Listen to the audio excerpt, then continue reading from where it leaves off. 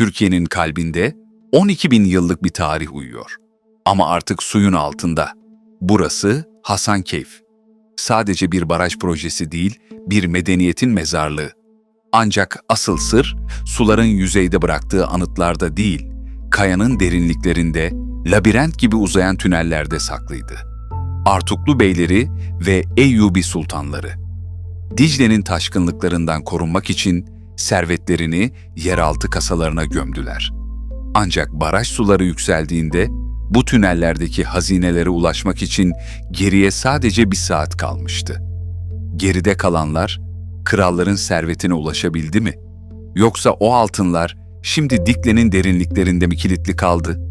Bu video, sulara teslim olmadan hemen önce Hasankeyf'in yeraltı labirentlerinde keşfedilen son sırları ortaya çıkarıyor. Hasankeyf, Çatalhöyük'ten bile daha eski, kesintisiz yaşamın sembolüdür. 12 bin yıl boyunca burası, Dicle Nehri'nin stratejik kapısıydı. Şehrin kurulduğu dik kalker kayalıkları sadece doğal bir kale değil, aynı zamanda devasa bir yaşam alanını da barındırıyordu. Halk, binlerce yıl boyunca kayayı oyarak doğal mağaraları, evlere, ibadethanelere ve depolara dönüştürdü. Mağara evlerinin sayısının 4000'i aştığı tahmin ediliyordu. Tüm şehir dev bir karınca yuvası gibi iç içe geçmişti. Bu yeraltı labirentleri halkı hem yaz sıcağından hem de kış soğuğundan koruyan mükemmel bir yalıtıma sahipti.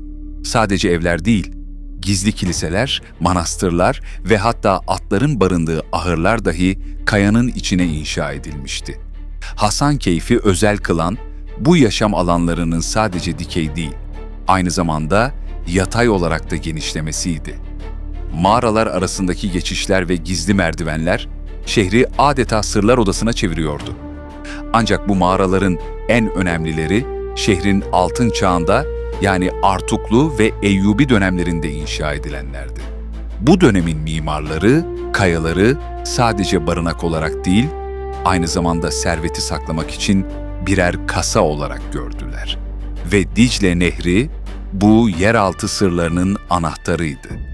Hasankeyf, 12. ve 13. yüzyıllarda Artukluların ve sonrasında Eyyubilerin başkenti olarak Orta Çağ'ın en zengin ticaret merkezlerinden biriydi.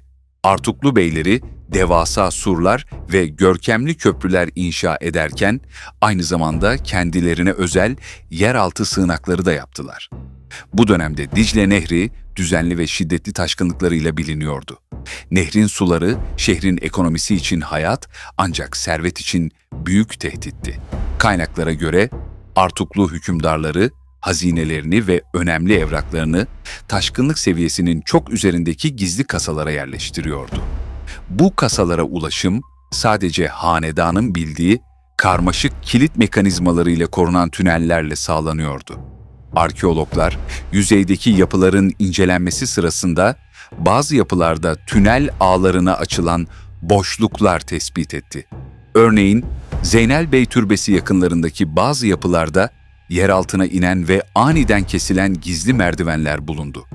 Eyyubiler döneminde ise bu yeraltı ağları askeri amaçlar için de kullanılmaya başlandı. Sığınaklar ve erzak depoları olarak.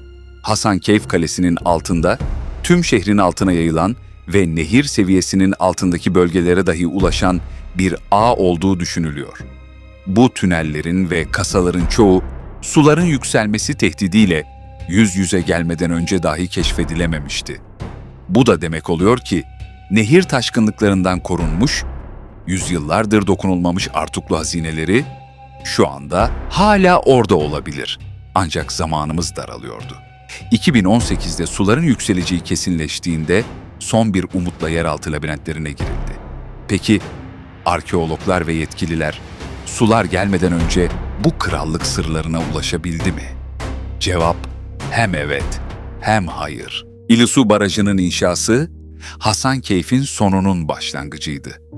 Tarihi mirasın kurtarılması için devasa bir operasyon başlatıldı.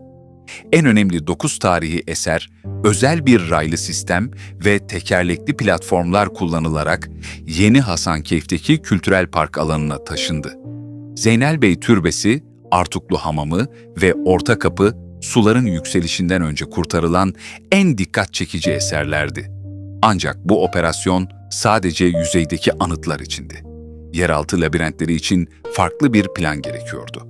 Uzmanlar binlerce mağara evinin ve tünelin suyun basıncı altında çökmesini engellemek için inanılmaz bir çaba gösterdi.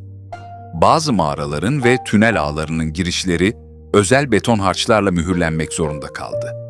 Bu mühürleme yeraltı yapısını korusa da henüz keşfedilememiş olası Artuklu kasalarını da mühürlemiş oldu. Su seviyesi yükselirken arkeologlar son bir çabayla ulaşılabilecek tünel girişlerinde tarama yaptı. Bu son taramalarda krallık ailesine ait olabilecek günlük hayata dair önemli seramik ve metal objeler bulundu. Ancak büyük hazineye dair bir iz yoktu. 2020 yılında baraj kapakları tamamen kapatıldı ve Hasankeyf binlerce yıllık tarihiyle birlikte yavaşça Dicle'nin sularına teslim oldu. Birçok tarihi, eser ve yeraltı tüneli artık su altı arkeologlarının dahi ulaşamayacağı derinlikte kilitli kaldı. Hasankeyf, hem kurtarma operasyonuyla tarihe geçen bir şehir hem de sular altında sonsuzluğa gömülen bir hazine sandığı olarak kaldı. Ve bu kadim sular kralların sırrını kıskançlıkla koruyor.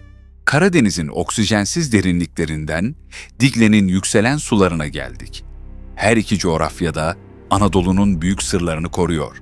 Yüzlerce Artuklu ve Eyyubi sikkesi, değerli mücevherler ve hanedanlığın sırları. Hepsi Hasankeyf'in sular altında mühürlenmiş tünellerinde bir keşif bekliyor olabilir. Kralların serveti hala sular altında mı? Bu soru Dicle'nin sesi olduğu sürece yankılanmaya devam edecek. Serüvenimiz Anadolu'nun sırları arasında devam ediyor. Sıradaki videomuzda tarihin en büyük entrikalarının ve lanetli hazinelerinin saklandığı Konstantinopolis'in yeraltı sarnıçlarına ve gizli tünellerine iniyoruz. Bizans İmparatorluğu'nun son günlerine tanıklık edin. Anadolu'nun sırları bitmez. Serinin hiçbir bölümünü kaçırmamak için hemen abone olmayı ve bildirimleri açmayı unutmayın.